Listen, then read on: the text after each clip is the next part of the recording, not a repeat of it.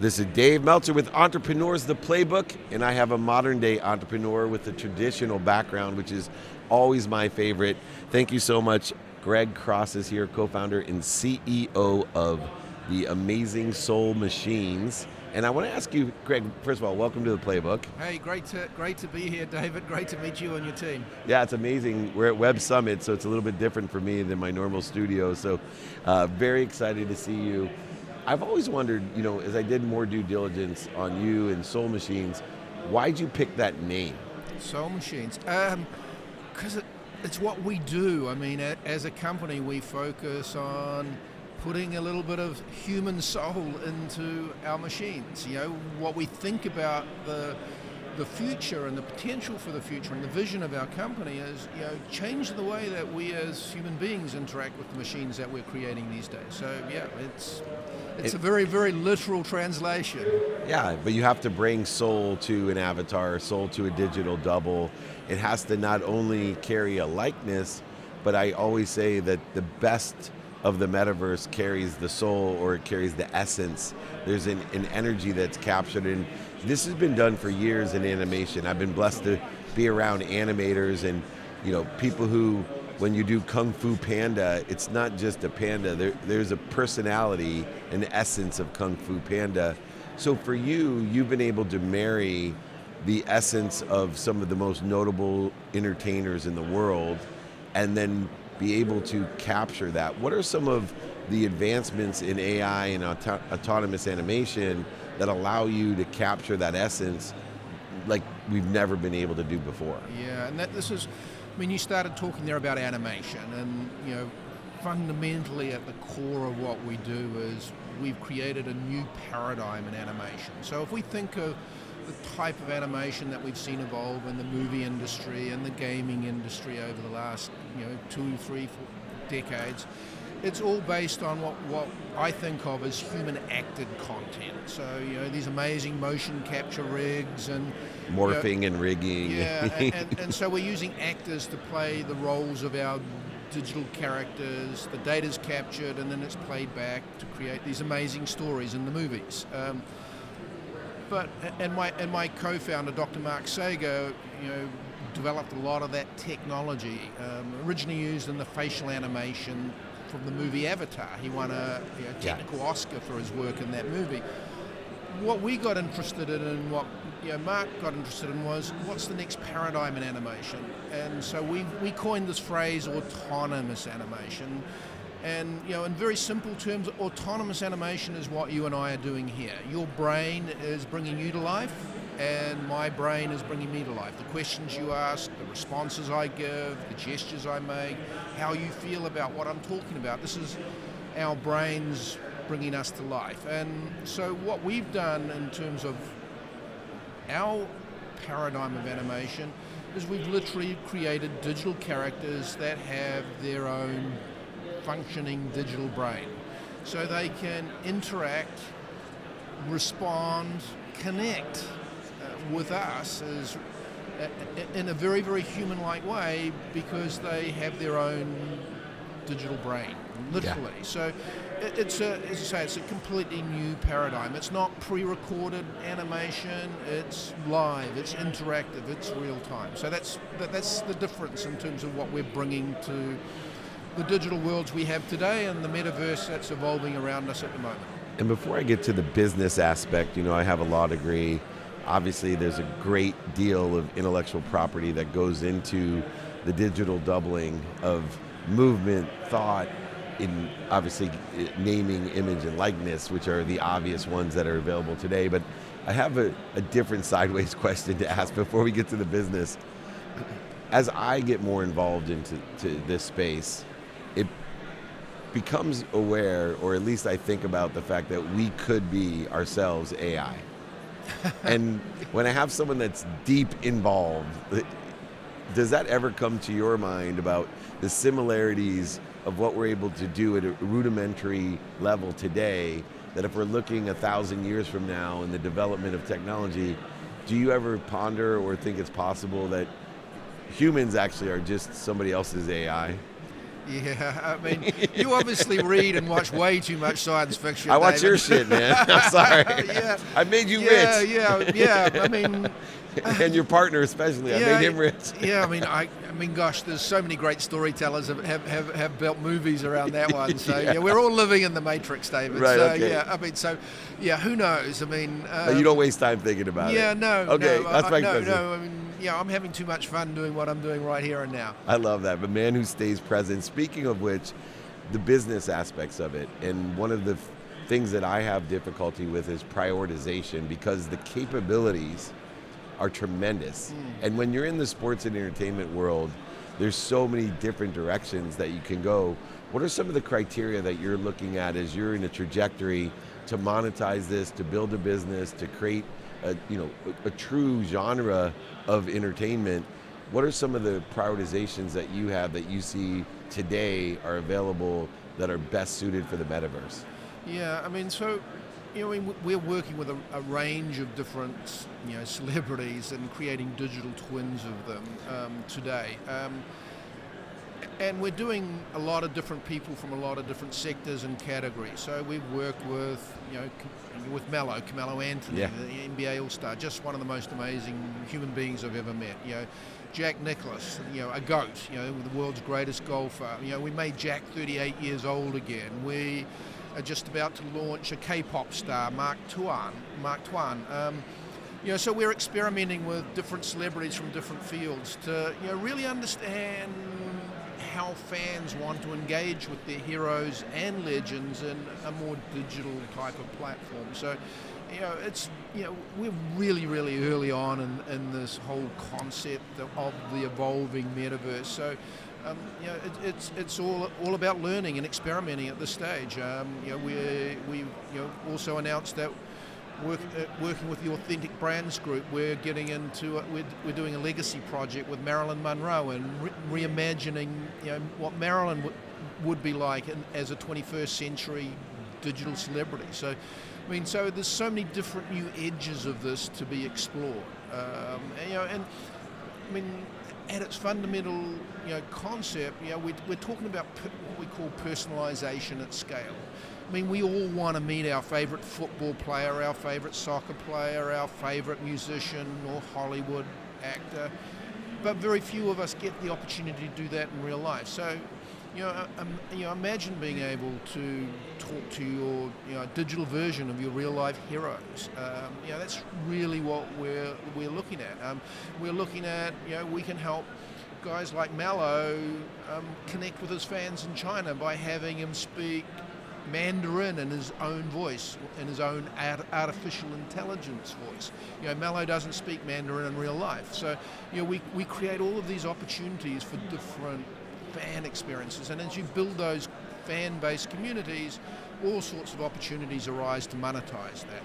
And are you looking at integrating it into a live type of atmosphere, meaning that I go to a concert or I go to a game, and then I can cross over into a digital, personalized, customized experience where maybe there's actually facilities to do it at the arena? Sure.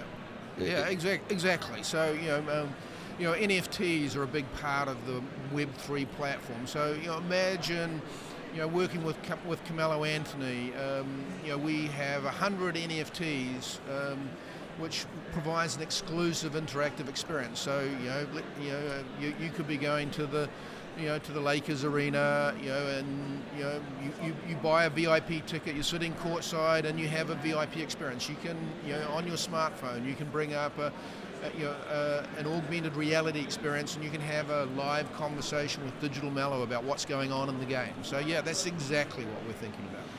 And one of the things you and I both share is we come from a traditional background, and I'm sure. Well, you mean we're old, Dave? Yeah. Experience. We're experienced.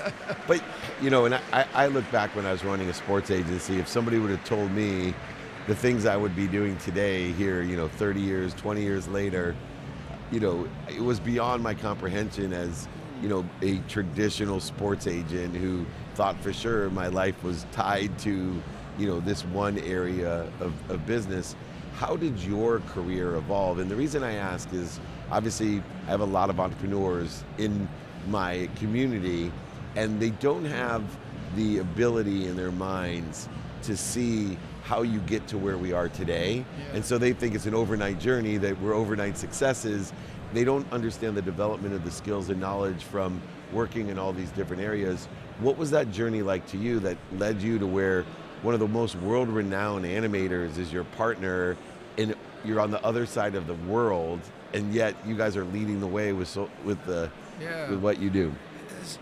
I don't think I have. I keep just following my nose, putting one foot in front of the other, and you go through the life, and if you have an open mind, you meet great people. And when it comes to being an entrepreneur, I have two rules. I like to do stuff that's fun, and I like to work with people I really enjoy and really love. And they're the two rules that have been the bedrock of my career, and have led me to some amazing opportunities like this one, which is just probably the most fun thing I've done in my life. I mean, shouldn't be having this much fun at my age. So well, I share that experience with you. I even flying in here, and now I'm old enough where my own daughter can work with me, and I'm thinking, man, this is not what I signed up for when I went to law school. This is way better, right? Way better, Exactly. way better. Yeah, exactly. So much more fun.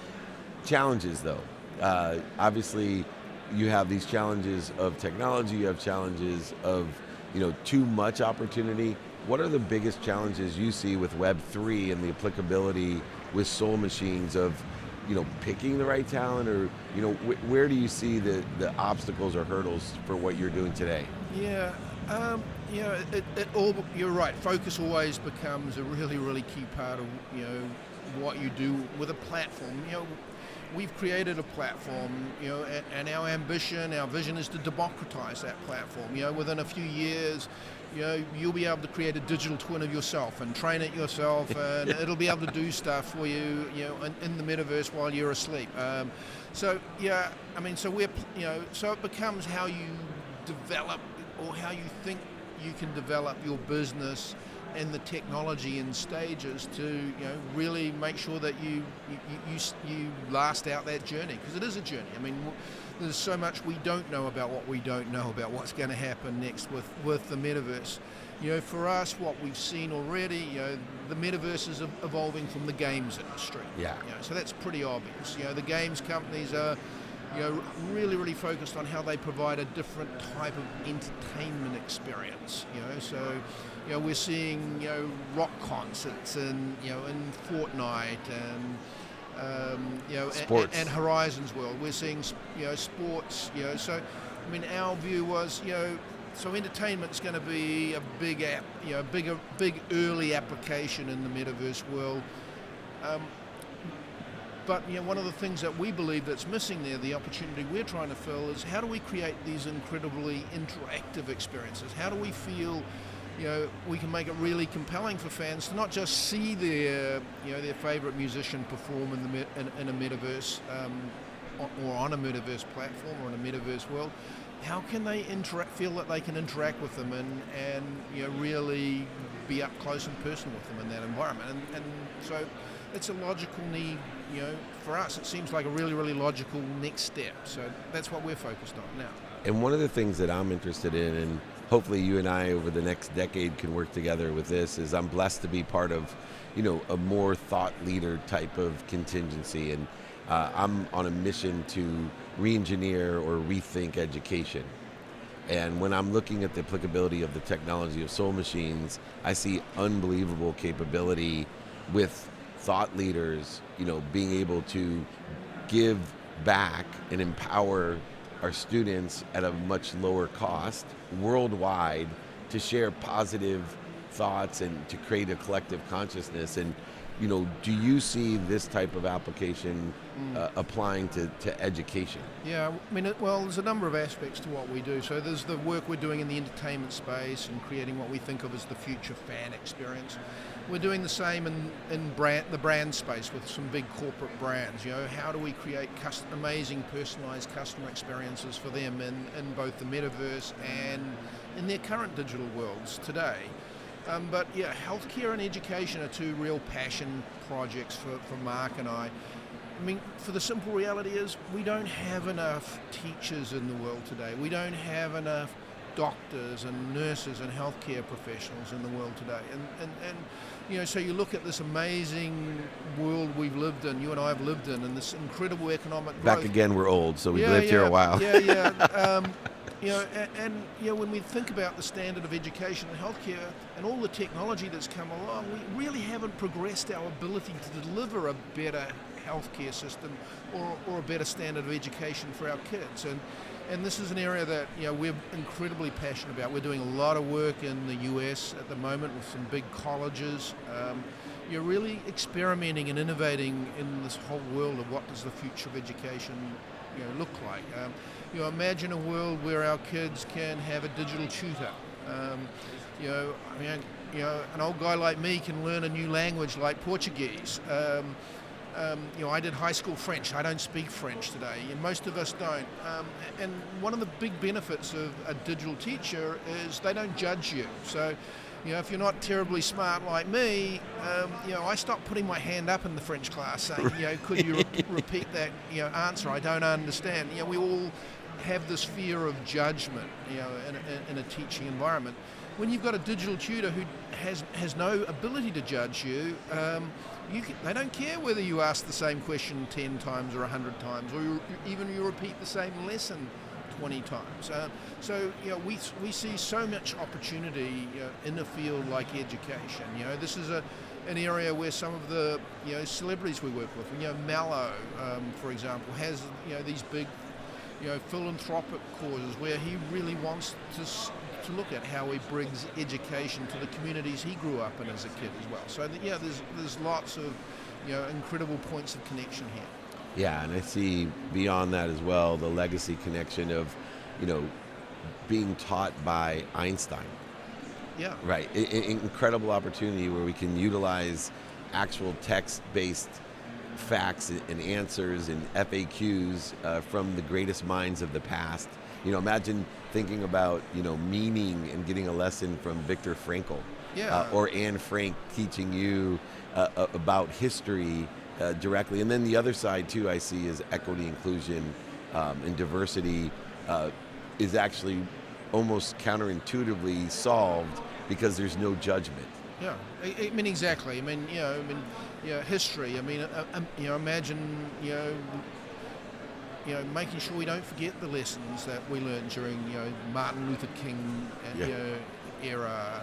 There's just so many opportunities to look at the way in which we can we can create a better world here. So it's fantastic. Yeah, and it's so interesting for me because I look at different major impactful changes in the world, inflection points, defining moments, and they start with sports and entertainment.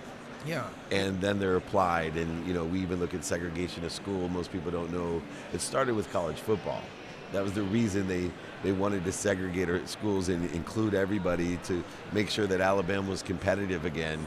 But it's true, and here you're doing the same thing with extraordinary technology, AI, autonomous thinking that can be utilized in all different areas, but we get that mass appeal through sports and entertainment, and then we make it applicable to change the world, and that's what you and your co-founder are doing. Greg, thank you so much for changing the world and, of course, improving my show. We're here at Web Summit in Portugal, and you never know who you're going to run into. I got my new friend who I found out travels as much as I do, so I'm sure we'll be hanging out more. Greg Cross, the co-founder and CEO of Soul Machines. This is David Meltzer with Entrepreneurs, the Playbook.